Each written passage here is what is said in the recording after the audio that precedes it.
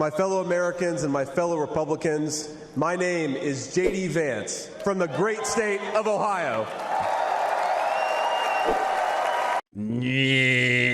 He's trying not to pinch one off. He's wondering, will it get picked up by the mic? For the last 8 years, President Trump has given everything he has to fight for the people of our country.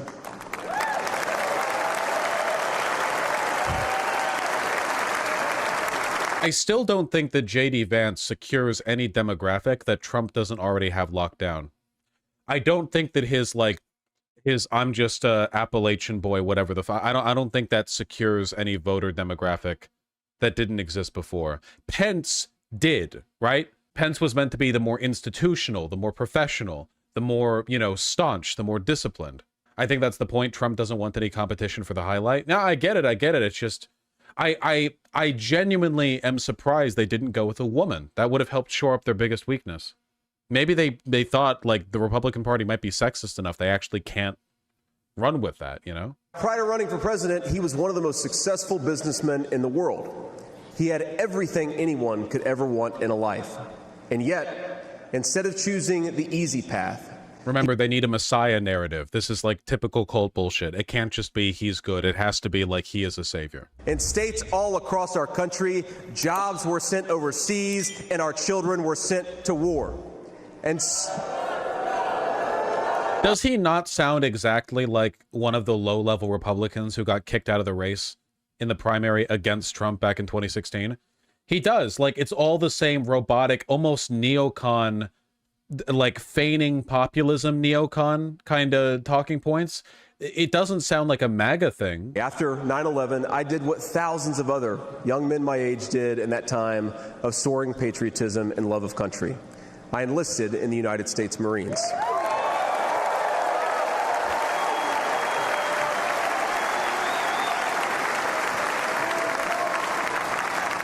Honestly, like, I don't know how you guys are receiving all this. This is all making me feel a lot more optimistic than I did originally. This guy is as sauceless as I was hoping that he was. I genuinely, like, my suspicion, my political instinct was that this was a bad pick for electability and a good pick for securing behind-the-scenes deals, getting Teal money, that kind of thing. Or maybe the Heritage Foundation wanted, like, an obedient puppet who would get Trump in line when it came to some of the policy stuff he needs to pass.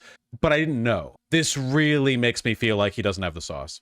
Every now and then, I will get a call from a relative back home who asks, "Did you know so-and-so?"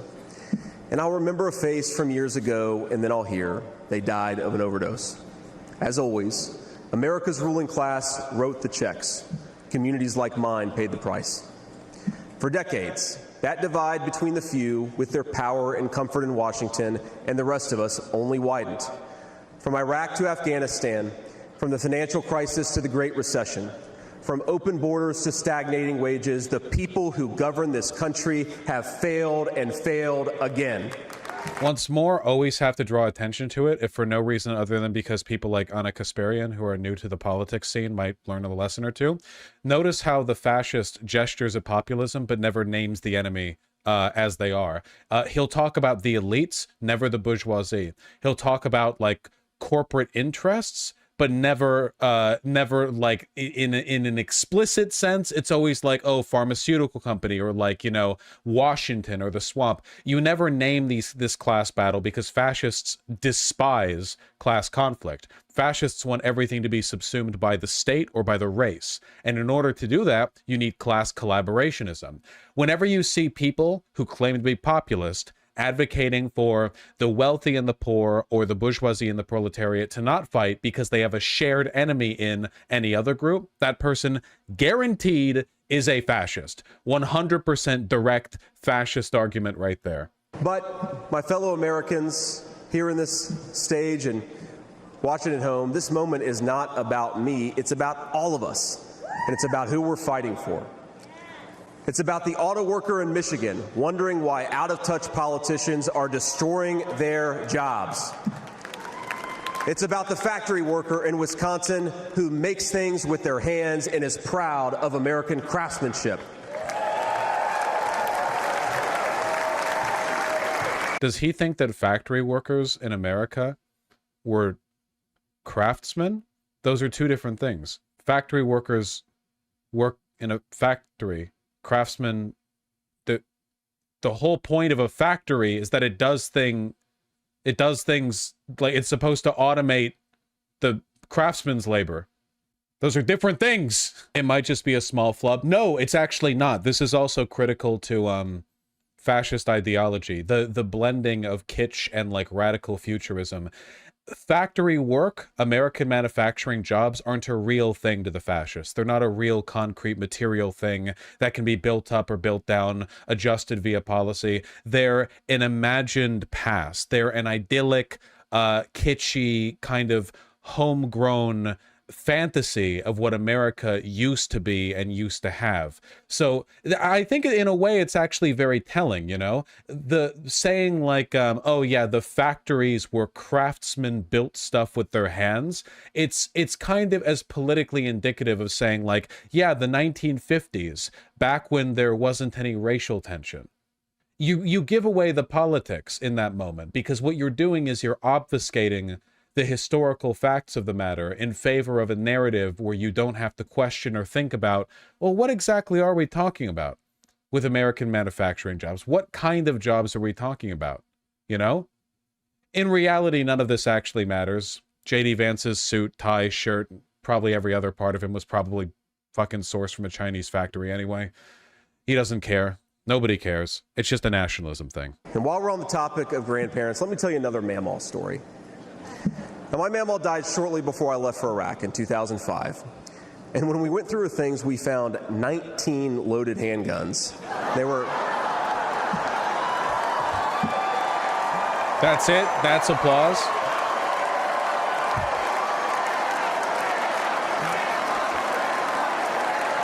Dude, they're like actually fucking crazy, man. They're like genuinely psychotic. It's crazy.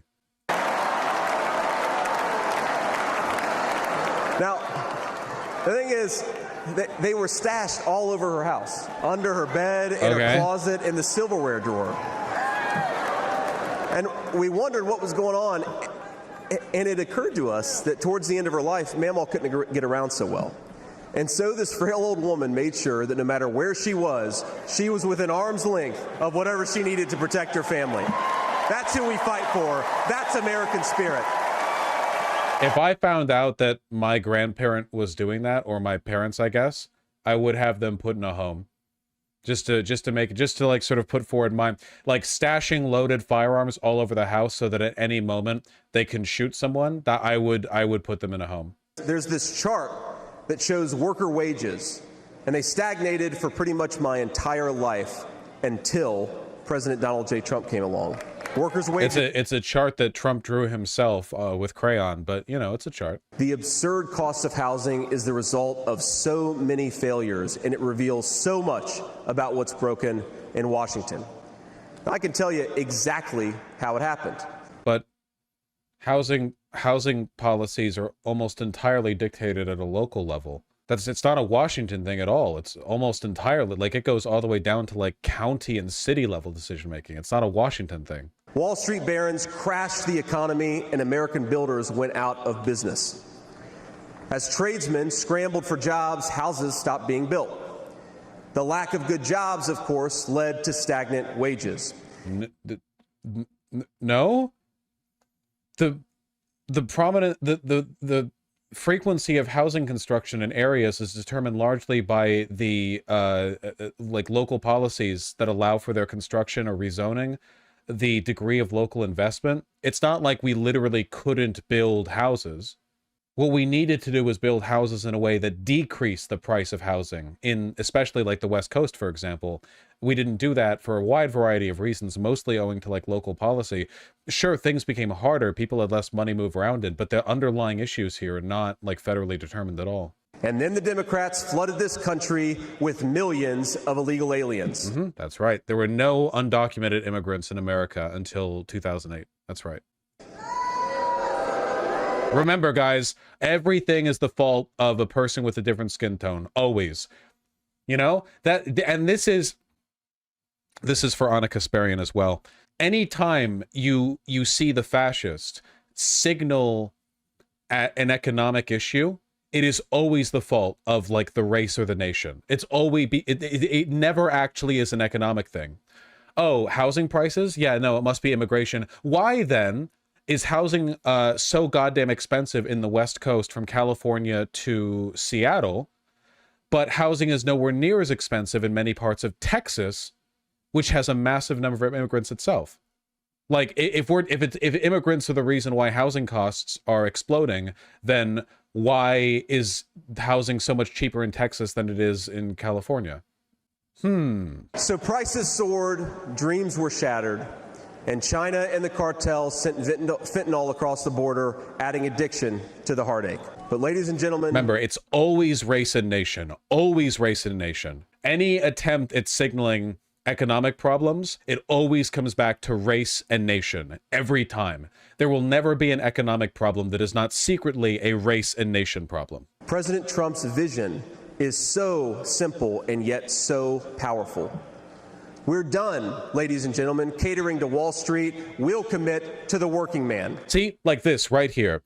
Now, what does he mean by that? Like, specifically, what actual things would a Republican president do to reel in Wall Street?